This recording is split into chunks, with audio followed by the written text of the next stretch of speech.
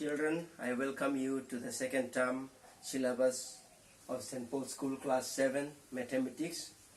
Today we'll be teaching the topic Geometry, angles made by a transversal on two parallel lines, exercise 11 page 169.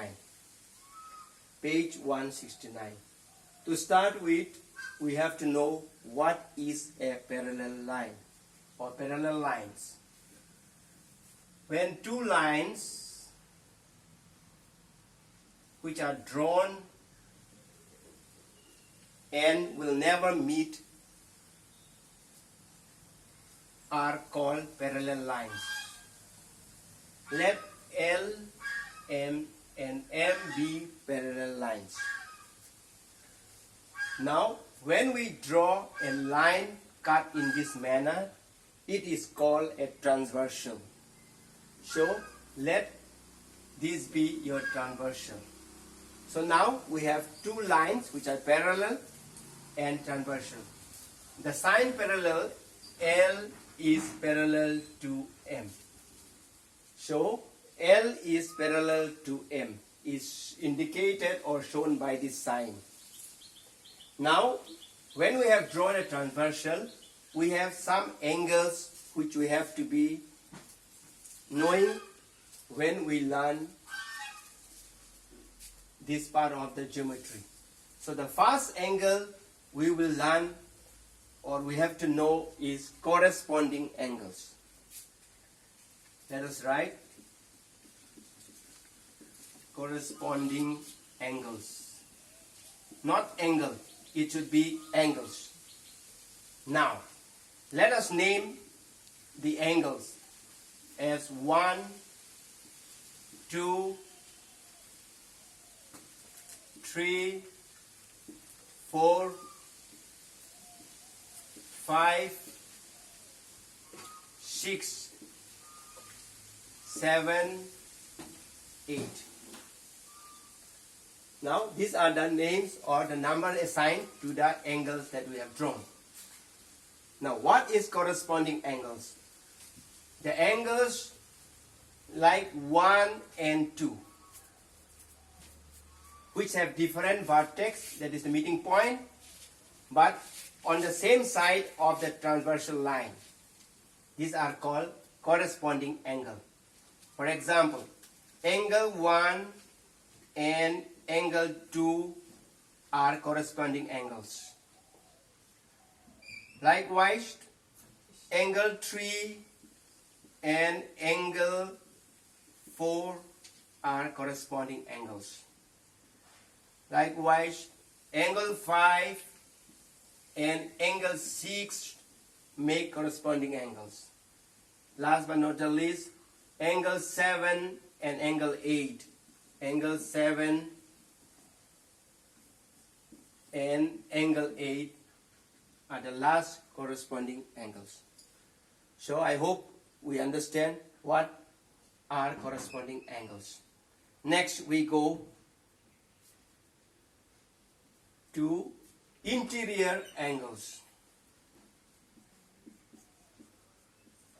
Interior angles. The word interior means inside angles. Now let us look at interior angles. Angle 2 and 5. Angle 2 and angle 5. These are co-interiors.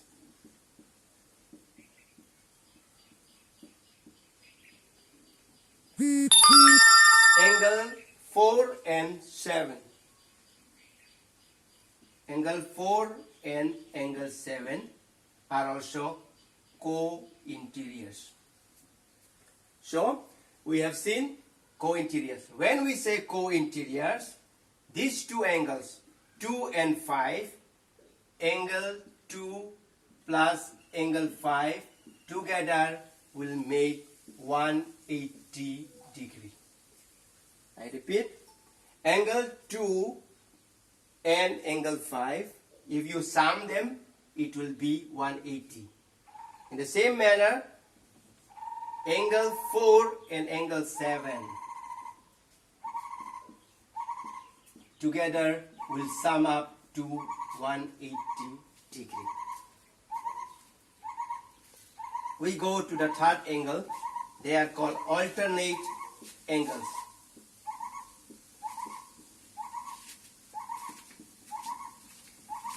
You can assign them by the sign Z or N.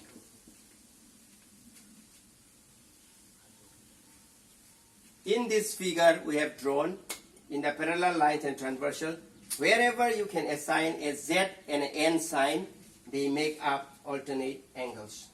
For example, angle 2 and 7. If you see the angle 2 and 7, they represent like a Z. So they are our next alternate angles. So angle 2 and angle 7 are alternate. And they will always be equal in degree. If 2 is 20 degree, you will see that 7 also will be 20. So if 2 is 60, 7 is also 60. They are always equal. Next, if we see angle 4 and angle 5 are also alternate angles. Then we go to the next, exterior angles. Exterior means outside.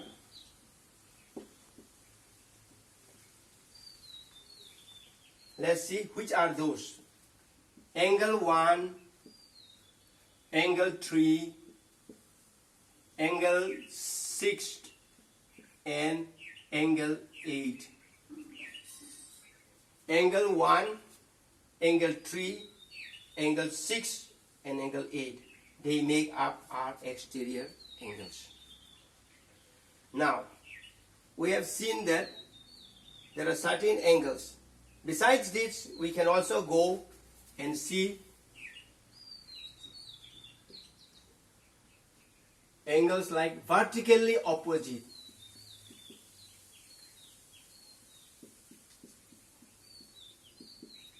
Angles.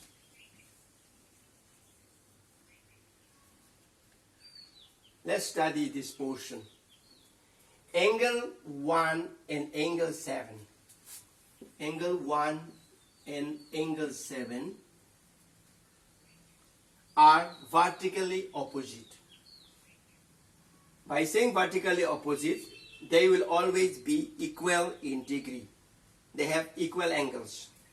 So let us write they have equal angles.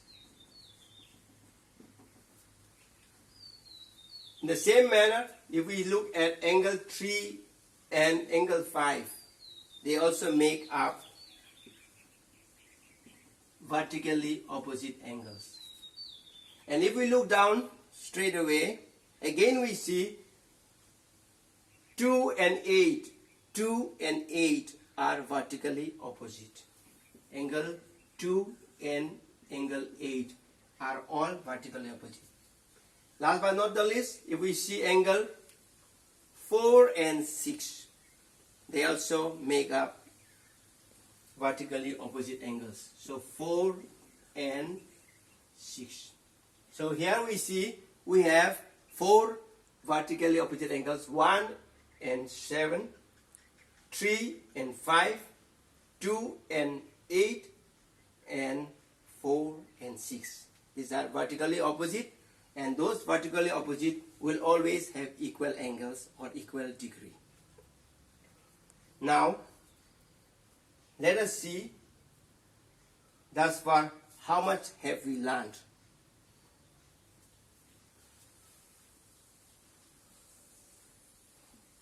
I am drawing a parallel line. This time I will change the angles like A, B, C, D, E, F, G, H. A, B, C, D, E, F, G, H. Children, now you will identify or give name to the angles according to their similarities or according to what type of angle do they represent. Some can be corresponding, some can be interior, alternate, exterior, vertically opposite. Now, let us see the relation between A and C. Number 1, angle A and angle C. If we look at angle A and angle C, you will see they have a relation of one of these which we have written down. Now, angle A and C, the relation is they are vertically opposite. Vertically opposite angles. Vertically opposite angles. Let us go to 2 part. What is the relation between C and E?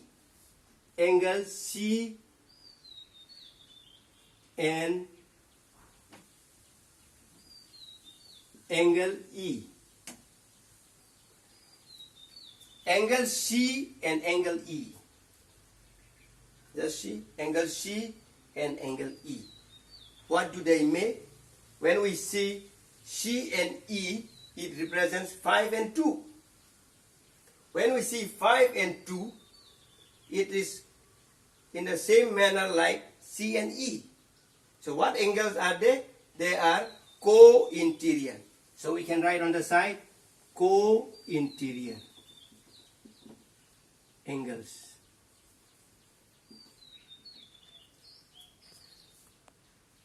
Co-interior angles. Now, let us see what is the relation between D and E. Angle D and angle E. Angle D and E is, D is somewhere here and E is somewhere in the place of 2. Now, when we see D and E, it's 7 and 2 or 2 and 7. Now, when I see 2 and 7, if you look at the board here, you will see that 2 and 7 are alternate angle. So, the relation between D and E is alternate angles or co-alternate. So, co-alternate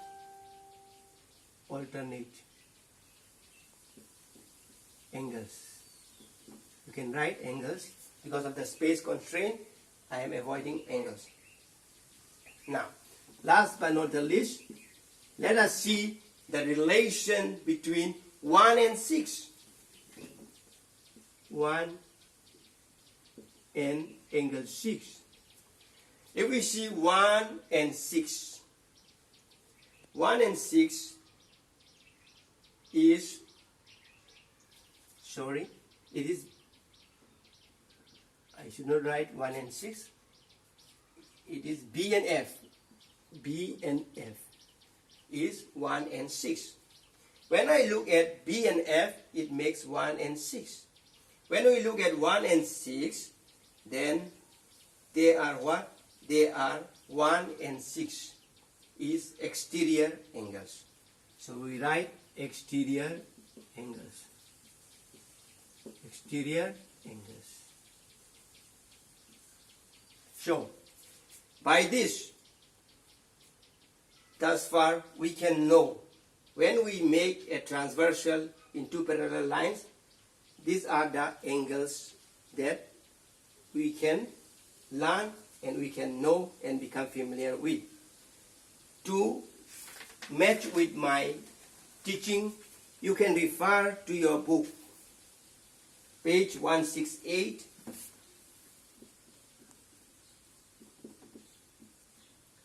Question 1, question 2, and question 3.